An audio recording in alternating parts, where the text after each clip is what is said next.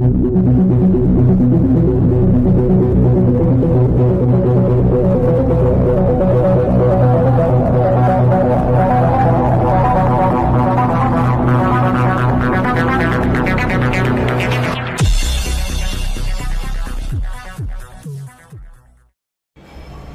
నమస్కారం. నేను మీ రత్నం, మీరు చూస్తుంది PM9 న్యూస్. ఈరోజు రాష్ట్ర వ్యాప్తంగా ఒకే టాపిక్గా ఇప్పుడు జరుగుతున్న పరిణామాలన్నీ చూస్తూనే ఉన్నారు. అకాల వర్షాల వల్ల ఏ విధంగా అన్ని ఏరియాలు కూడా నీటిమయమైపోయాయో చూస్తూనే ఉన్నారు. ఇది ఇలా హాట్ టాపిక్గా ఉండగా తెలంగాణ రాష్ట్ర ముఖ్యమంత్రి ఒక ఏం చెప్పాలంటే జర్నలిస్టుల గురించి అనుచిత వ్యాఖ్యలు చేశారని చెప్పాలి. అంటే ఒక బాధ్యతాయుతమైనటువంటి ముఖ్యమంత్రి ఈ విధంగా మాట్లాడొచ్చా అనేది కొంతమంది నెటిజన్లు దీని గురించి మాట్లాడుకుంటూ ఉన్నారు. గతంలో తాను కూడా ఒక జర్నలిస్టు అనే సంగతి ఎందుకు విస్మరించాడు అనేది ఈరోజు ఉన్న టాపిక్లో మనం మాట్లాడుకుందాం. ఈ టాపిక్ గురించి మాట్లాడడానికి మన మధ్యలో ఉన్న senior most journalist Eshwar Reddy గారు మనతో జాయిన్ కాబోతున్నారు. ఈశ్వర్ రెడ్డి గారు నమస్తే. నమస్తే సార్. సార్, మీరు మీ దృష్టికి వచ్చే ఉంటుంది, చూసే ఉంటారు. తెలంగాణ రాష్ట్ర ముఖ్యమంత్రి రేవంత్ రెడ్డి గారు ఈ విధంగా మాట్లాడటం అనేది జర్నలిస్టుల గురించి చాలా అవమానకరంగా జర్నలిస్టులు అందరూ భావించవచ్చా? ఖచ్చితంగా భావించవచ్చు రత్నం గారు.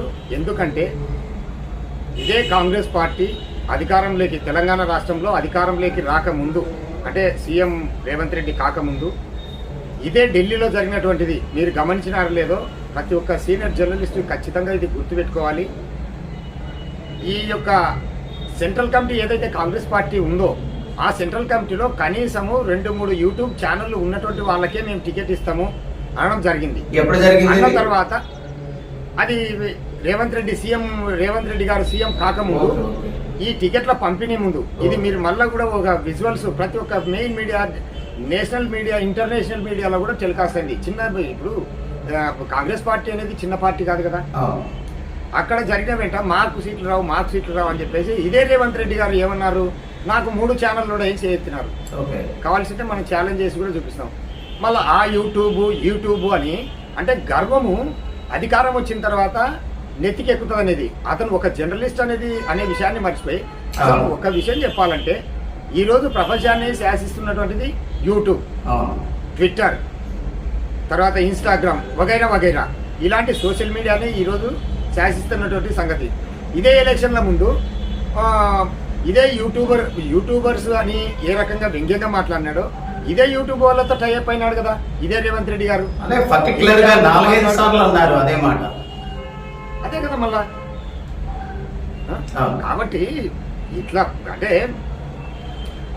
ఇప్పుడు ఒక ప్రామాణికం చెప్పమంటాడు, మీరే విలేకరులు ఎవరు, ప్రామాణికం ఏంది, బేస్ ఏంది అని ఇష్టం వచ్చినట్టు మాట్లాడినా. అంటే ప్రజలు గొర్రెలు అనుకుంటున్నాడా ఇట్లా? అంటే ప్రజలు ఈలలు వేస్తుంటే ఊకే మాట్లాడడం అంటే అంతా గమనిస్తూ ఉంటారు.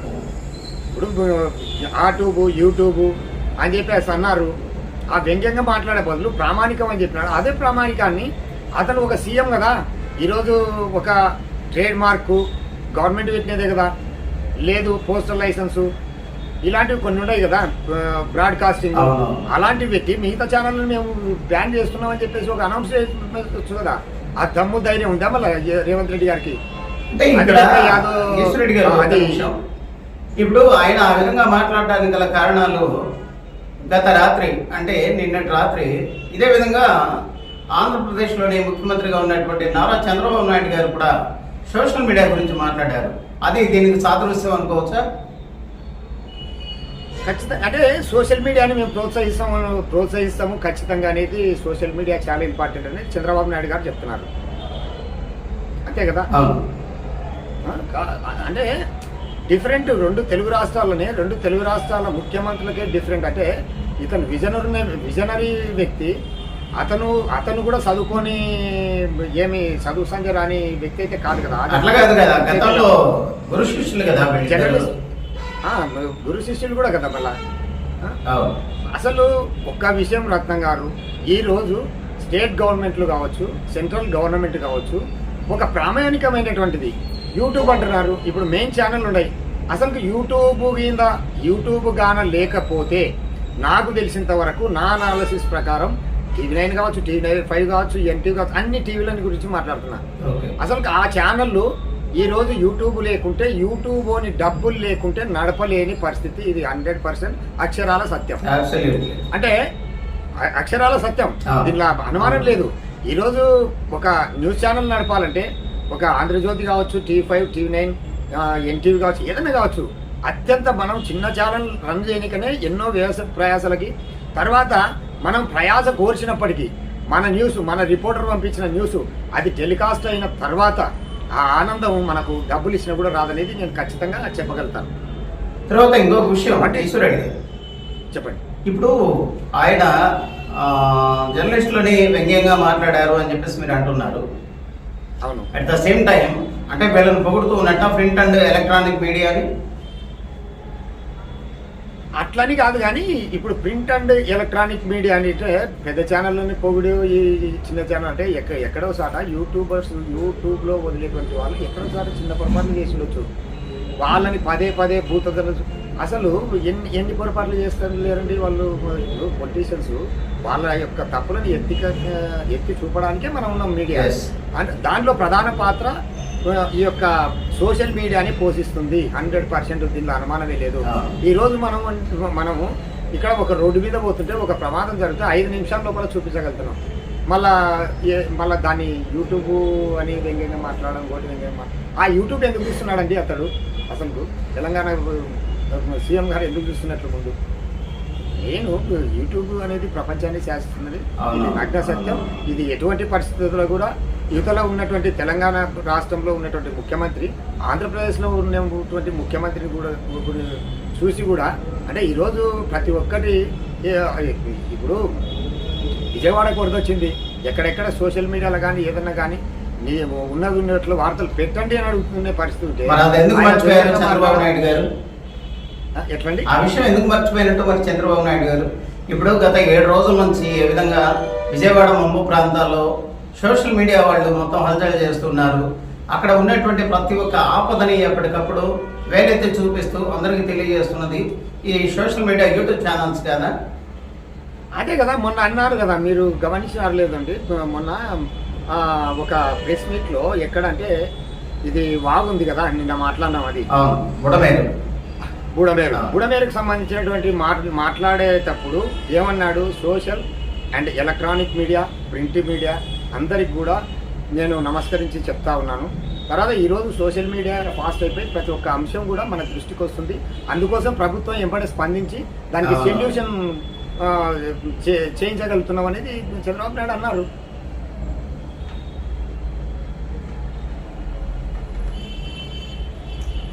ఈశ్వరెడ్డి గారు, ఇప్పుడు తెలంగాణ రాష్ట్ర ముఖ్యమంత్రి రేవంత్ రెడ్డి గారు ఈ జర్నలిస్టులపై అంటే యూట్యూబర్స్ పై కొరడా జొలిపిస్తారనుకోవచ్చా? వాస్తవం ఏంటంటే కొరడా అంటే నేను కూడా ఒకటైతే ఘంటాపదంగా చెప్తున్నా. అంటే ఎలాంటి పర్మిషన్ లేకుండా ఫోన్లలో క్రియేట్ చేసుకొని పెట్టడము, దానికి లోగో పర్మిషను, దీనికి ఒక దాదాపు మనం ఇన్ని పర్మిషన్లు తెచ్చుకున్నాం. దీనికి వాస్తవం ఏంటి? లోగో పర్మిషన్ నెంబర్ 1 ఉండాలా, తర్వాత ట్రేడ్ మార్క్ ఉండాలి, బ్రాడ్కాస్టింగ్, ఇట్లా ఒక 5-6 పర్మిషన్లు కనీసము trade mark and logo permission ఉండాలి. లోగో పర్మిషన్ లేకుండా ఊరికే సెల్ ఫోన్లో క్రియేట్ చేసుకొని అసలు సమస్యను తప్పుదో పట్టించి వివిధ రకాల వర్గాలను భయభ్రాంతులు చేయడం కూడా మన వాళ్ళది కూడా తప్పే అంటున్నా. అలాంటి క్రమంలో ప్రభుత్వాలు ఏం చేయాలా? ఒక ప్రామాణికం పెట్టమని అడుగుతున్నాం. ఇప్పుడు ఇప్పుడు సెంట్రల్ గవర్నమెంట్ ద్వారా పర్మిషన్ తీసుకుంటున్నారు యూట్యూబ్ ఛానల్స్, అదేవిధంగా ప్రింట్ అండ్ ఎలక్ట్రానిక్ మీడియా ప్రతి ఒక్కళ్ళు కూడా సెంట్రల్ గవర్నమెంట్ నుంచి తీసుకోవాల్సిందే పర్మిషన్. మరి వాళ్ళని ఒక గాడికి కట్టేయడం, వీళ్ళని ఒక గాడికి కట్టేయడం ఎందుకని? ఇది ఇప్పుడు ఎవరిని ఒక గాడి కట్టాలి? YouTubers print and electronic media వాళ్ళు. అదే కదా, ఇప్పుడు రేపు రాబో భవిష్యత్తు కాలంలో ఇప్పుడు యూట్యూబ్ అని యూట్యూబర్ కిందికి లెక్కేస్తున్నారు కదా. రేపు అంతెందుకండి, ఈ రోజు మెయిన్ ఛానల్ యూట్యూబ్ లో సెల్ ఫోన్ తీసుకొని గెలుపుతా ఉన్నారు. అంత తప్ప ఏముంది? రేపు భవిష్యత్తులో ఏకైక ప్రామాణికం యూట్యూబే కాబోతుంది, దాంట్లో అనుమానం లేదు. తర్వాత నరేంద్ర మోడీ గారు కూడా నాకు తెలిసిన ఇన్ఫర్మేషన్ ప్రకారం 1,00,000 సబ్స్క్రైబర్స్ ఉంటే ఏమి గ్రేడ్ కిందికి కేటాయించాలా, 50,000 ఉంటే ఏమి గ్రేడ్ కిందికి కేటాయించాలా, దీనికి కొన్ని ప్రామాణికాలు అంటే బ్రాడ్కాస్టింగ్ ఆర్ ఇది ట్రేడ్ మార్కు ఇలాంటి ఒక 2-3 పర్మిషన్లు పెట్టి వీటికి సంపూర్ణమైనటువంటి ఒక వెలుగులోకి తీసుకొని వచ్చి సంపూర్ణమైనటువంటి వీటికి సహకరించాలని చెప్పేసి నరేంద్ర మోడీ గారి ఆలోచన కూడా ఇది ప్రాసెస్ జరుగుతూ ఉంటే నిన్న జరిగింది ఆయన పాత్రికేయుల సమావేశం. అది ఇందిరమ్మ రాజ్యంలో పాత్రికేయులకు పూర్తి స్వేచ్ఛ అన్నారు. అంటే ఇప్పటిదాకా లేనట్టు అర్థం.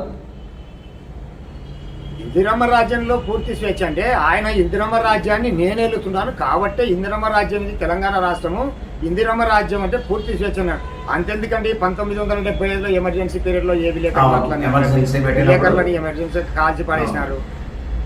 ఇందిరమ్మ రాజ్యం అనేది ఒక నియంత ఇందిరాగాంధీ, దాంట్లో అనుమానం లేదు. మళ్ళా అలాంటి ఇందిరాగాంధీని పట్టుకొని ఇందిరమ్మ రాజ్యంలో ఏమడిగిందంటే ఈ భారతదేశానికి. ఇప్పుడు మన్మోహన్ సింగ్ గారు ఉన్నారు, ఒక ఆర్థికవేత్త, అతన్ని కాదని మనం అంటామా? అయితే తెలంగాణ రాష్ట్రంలో ఇదే మన తెలంగాణ రాష్ట్రానికి సంబంధించి మన ముద్దు బిడ్డ పివి నరసింహారావు గారు ఉన్నారు. ఆర్థిక సరళీకరణ భారతదేశంలో తెచ్చి ప్రపంచానికే వెలుగెత్తి చాటిన వ్యక్తి పివి నరసింహారావు గారు. మళ్ళీ ఇందిరమ్మ ఏం చేసిందండి, ఎమర్జెన్సీ పెట్టి అసలు అణిచివేత ఎవరైతే తిరుగుబాటు నిరంకుశంగా తొక్కి పడేసింది. అది ఇందిరమ్మ రాజ్యం అంటే తెలంగాణలో కూడా తెలంగాణ రాజ్యంలో రేవంత్ రెడ్డి ఏం సంకేతం ఇస్తున్నారంటే ఇది ఇందిరమ్మ రాజ్యం అంటే గడీల పాలన ఎవరిది, కేసీఆర్ వాళ్ళది అని వీననే అన్నారు కదా. కానీ గడీల పాలన అనేటువంటిది ఇందిరాగాంధీ గవర్నమెంట్లోనే ఉంది. ఆ గడీల పాలనకు వ్యతిరేకంగా ఈ కమ్యూనిస్టులు వీళ్ళ ఫైట్ చేసినప్పుడు ఎమర్జెన్సీ పీరియడ్ తెలంగాణ సాయుధ పోరాటం జరిగినప్పుడు ఎమర్జెన్సీ పీరియడ్ తెచ్చిపెట్టి అణిచి పడేసింది. ఖచ్చితంగా గుర్తు చేస్తున్నారు. అదే గడిల పాలన రేవంత్ రెడ్డి కొనసాగించబోతున్నారు. దాంట్లో భాగంగానే ఇప్పుడు ఈ సోషల్ మీడియాని అనగడొక్కడం దీనిలో అనుమానం లేదు. ఆ తర్వాత సీఎం రేవంత్ రెడ్డి గారు వచ్చేసి హౌసింగ్ సొసైటీకి భూమి అప్పగిస్తూ జేఎన్జే వాళ్ళకి స్థలాలు కూడా జర్నలిస్టులకి ఇస్తామనే మాట వచ్చేసి అక్రెడిటేషన్ విషయం కానివ్వండి, తర్వాత అర్హులైన ప్రతి ఒక్కరికి కంపల్సరిగా ఇళ్ల స్థలాలు కానివ్వండి, హౌసింగ్ డిపార్ట్మెంట్ నుంచి ఇల్లు కట్టడం కానివ్వండి, ఇట్లా ప్రతి ఒక్కటి చేస్తూ ఉన్నారు. అంటే యూట్యూబర్స్ని పక్కన పెడుతున్నారనే అర్థం. అన్నా ఒక విషయం నేను చెప్తాను, దీనికి మనం ఎట్లా సబ్జెక్ట్ లేకపోయినాం కాబట్టి ఒక విషయం ఏంటంటే ఈ అక్రిడేషన్ ప్రామాణికం ఎందుకు పెట్టినారు? పాలక వర్గాలకి కొమ్ము కాసే, నేను అనకూడదు కానీ మన మీడియా రంగాన్ని, పాలక వర్గాలకు కొమ్ము కాసే కొన్ని ఛానల్స్ కావచ్చు, కొన్ని పత్రికలు కావచ్చు, వాళ్ళకు మాత్రమే అక్రిడేషన్లు ఇచ్చి మిగతా వాళ్ళని తొక్కేయడం. మనల్ని ఇప్పుడు యూట్యూబర్స్ అని అంటున్నారు, వాళ్ళని ఎలక్షన్లప్పుడు ఓన్లీ తమలపాకులు సున్నమాది అంతే కదా. యూట్యూబర్స్ కూడా మేము అక్రిడేషన్లు ఇస్తామని కేసీఆర్ అన్నారు, రేవంత్ రెడ్డి అన్నారు. లాస్ట్కి వచ్చే తాలూకు ఏముండదు, అంత దూరం పోతుంది. ఇప్పుడు మన ఆంధ్రప్రదేశ్లో కూడా జగన్మోహన్ రెడ్డి, లోకేష్ కూడా అన్నారు, మళ్ళీ ఇంతవరకు అది ఊసలేదు పోసలేదు. అంటే యూజ్ చేసుకోవడము పోవడం, తర్వాత ఏవైతే వాళ్ళ ఇంటి దగ్గర కొమ్ము కాస్తున్న ఛానల్స్ పేపర్స్ ఉన్నాయో వాళ్ళకి మాత్రమే అక్రిడేషన్లు ఇవ్వము, వాళ్ళని ప్రోత్సహించారు. 5 సంవత్సరాలకు ఒకసారి మళ్ళా ఈ చిన్న ఛానల్ని ఇప్పటికైనా మించిపోయినది లేదు.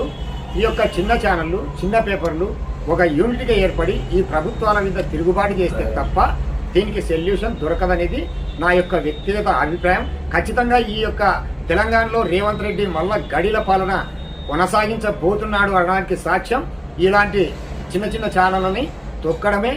అహంతో అంటే అధికారం అనేటువంటి అహంతో నెత్తికి కళ్ళొచ్చి మాట్లాడినటువంటి విధి తప్ప ఖచ్చితంగా మనం మన PM9 న్యూస్ ద్వారా ఖచ్చితంగా హెచ్చరిస్తూ ఉన్నాం. తర్వాత విధానం మార్చుకోవాలని చెప్పేసి కూడా ఒక జర్నలిస్ట్ ఈ పదాలను వాడకూడదు, అయినా వాడక తప్పని పరిస్థితి. ఏమంటే మనకేమి ఆ సీఎం ఈ సీఎం ఏం పెడతలేడు, మన యొక్క పత్రికా స్వేచ్ఛ, మన యొక్క మీడియా స్వేచ్ఛ కాబట్టి ఖచ్చితంగా వీళ్ళని నిలదీస్తాం. ఓకే అండి, thank you very much Eshwar Reddy గారు. ఇప్పుడు మనం చూసాం కదా రాష్ట్ర వ్యాప్తంగా ఉన్నటువంటి హాట్ టాపిక్గా ఇప్పుడు రేవంత్ రెడ్డి గారు అన్న మాటలు యూట్యూబ్ ఛానల్స్ మీద, అట్ ద సేమ్ టైం అదేవిధంగా ఆంధ్ర రాష్ట్ర ముఖ్యమంత్రి నారా చంద్రబాబు నాయుడు గారు కూడా ఇదే మాటలు ఉచ్చరించారని చెప్పవచ్చు. ఎందుకంటే అక్కడ తెలంగాణలోనూ ఇక్కడ ఆంధ్రప్రదేశ్లోనూ ఉన్నటువంటి ముఖ్యమంత్రులు గురుశిష్యులుగానే ఇప్పటికీ అందరూ భావించుకుంటారు కాబట్టి అదే పక్కలో ఇది కొనసాగుతుంది అని చెప్పడంలో ఎటువంటి అతిశయోక్తి లేదు. ఈరోజు యూట్యూబ్ ఛానల్స్ అనేది సోషల్ మీడియాలో హల్చల్ చేస్తున్నాయి. అదే ప్రింట్ అండ్ ఎలక్ట్రానిక్ మీడియానే ఇప్పటి వరకు మీరు అని అనుకోవచ్చు, కానీ రాబో ముందు రోజుల్లో ప్రపంచాన్ని ఏలబోతుంది యూట్యూబ్ ఛానల్స్ అని చెప్పడంలో ఎటువంటి అతిశయోక్తి లేదని చెప్తూ మీ Ratnam. Thank you very much.